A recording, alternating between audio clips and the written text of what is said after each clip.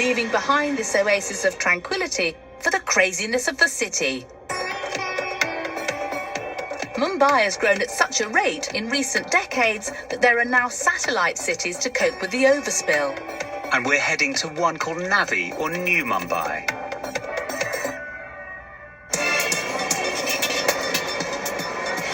We're definitely back in the city now, Piers. We are. If we can just get there in one piece, we've heard there's a house that combines the latest contemporary design with a deep reverence for India's architectural heritage. So hopefully to get up the hill of this thing. Oh, we're here. That's great, thank you. I'm in love already. This appeals to my sense of the ancient and the new being together like that. We've arrived at the fabulously eclectic Collage house.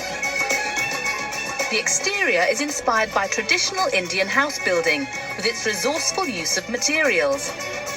But it's also a kind of memory box for the disappearing architecture of the old Mumbai.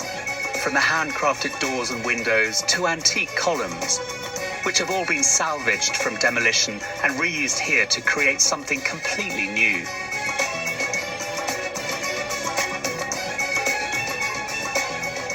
I'm full of anticipation. Me too, I'm actually tingling all over. Genuinely, I have no idea what's around the corner because already this is a house that's surprising me. This is surprising me. It's a huge metal gate. It's enormous. What, do you feel like you're in Gulliver's Travels? Yeah, I do. It's absolutely enormous.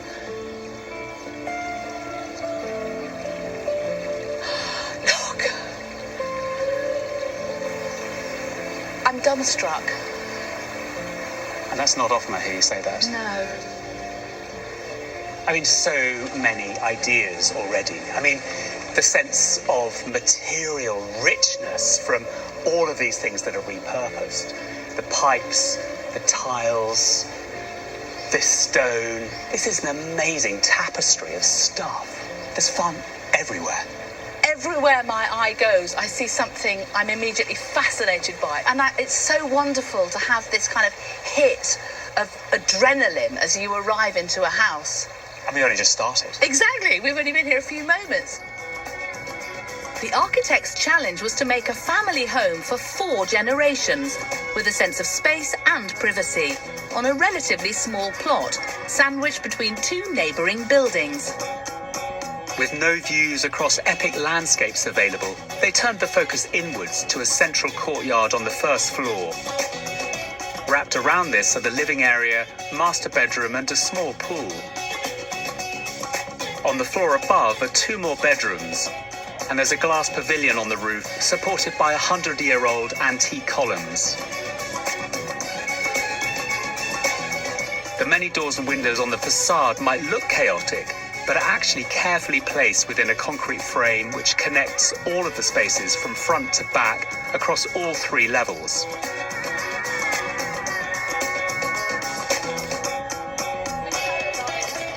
The owners, Narayan and Dipti, are taking me on a tour to show me how they went about reclaiming Mumbai's architectural past. You know, this house is a blend of modern as well as old. Yes. So if you look at it, the floor on which you're walking is the modern architecture. This is the modern, was it granite? Yes.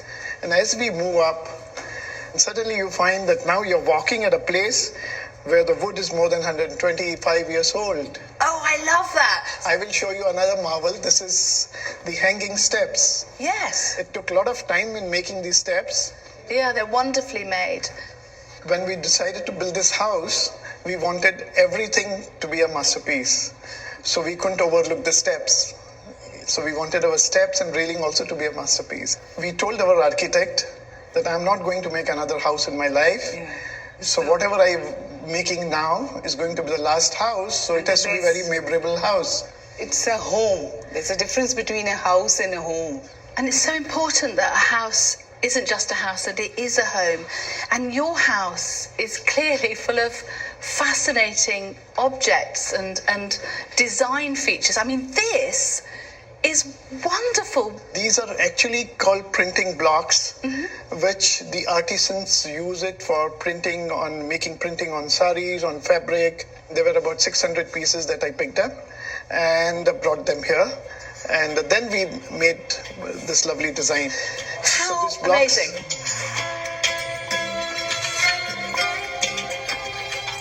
Curiously, for such an innovative house, the language of construction is fairly familiar. There's a steel frame, there's concrete slabs, but within that, there's a mind-blowing approach to recycling, upcycling, salvaging, reclaiming.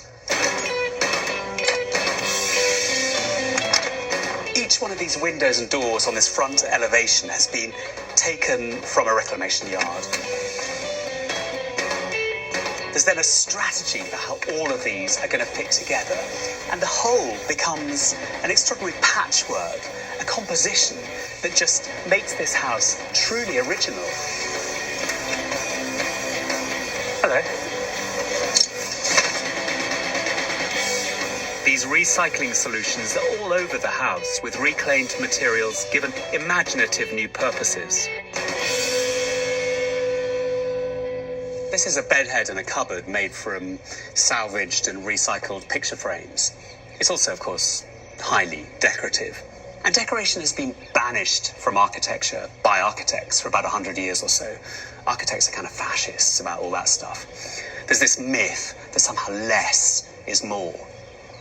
But more is always more. And there's more wherever you look. Pretty much every bathroom I've ever been in, I know what to expect. But this is like some brilliantly crazy hall of mirrors that you might find in a fairground. But it's also really sensible. It isn't just whimsy. These are all salvaged mirrors, reused here, set out beautifully. But then the water pipe that comes down is painted pink, and then it's a light, becomes a towel rail, becomes a loo roll holder. It's so witty, so engaging, and so purposeful.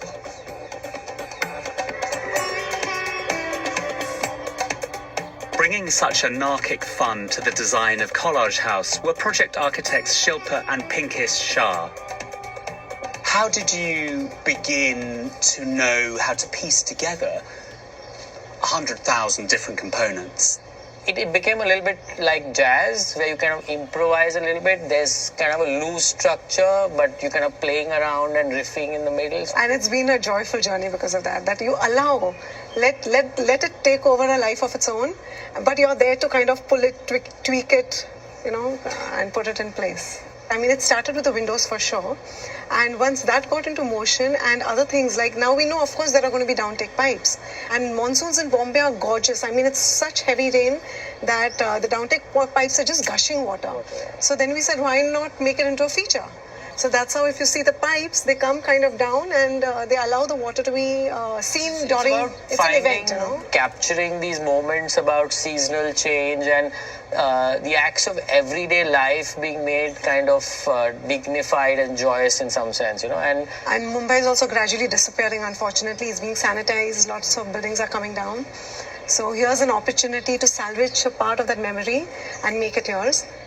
And is there a wider applicability of this approach in other buildings, for other architects, for other people, for other clients?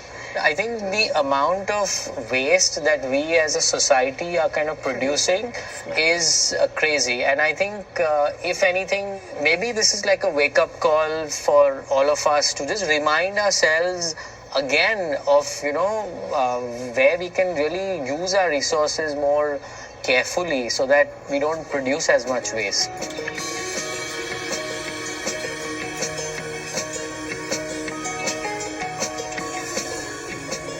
I've been an architect for 20 years, something like that, and very few buildings really challenge us. But I think this building does, because it does so many things at the same time. It's witty and serious. It's playful and stern. It's controlled and loose, and all those other opposing things that you never thought could sit together. And I think, you know, as you look forward, you sort of wonder, where is the roadmap for the future? But for me, I think it's here.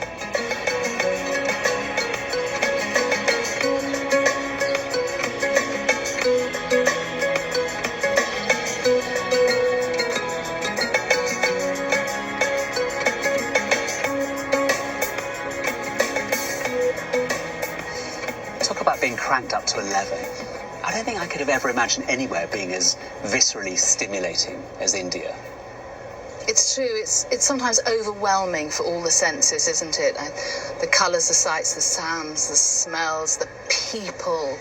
But what's been a real excitement for me is the fact that the houses have lived up to all that. They've been so clever and so different and so original and so witty. In a way, I think they've shown me I just need to raise my own game. They've challenged me like nothing.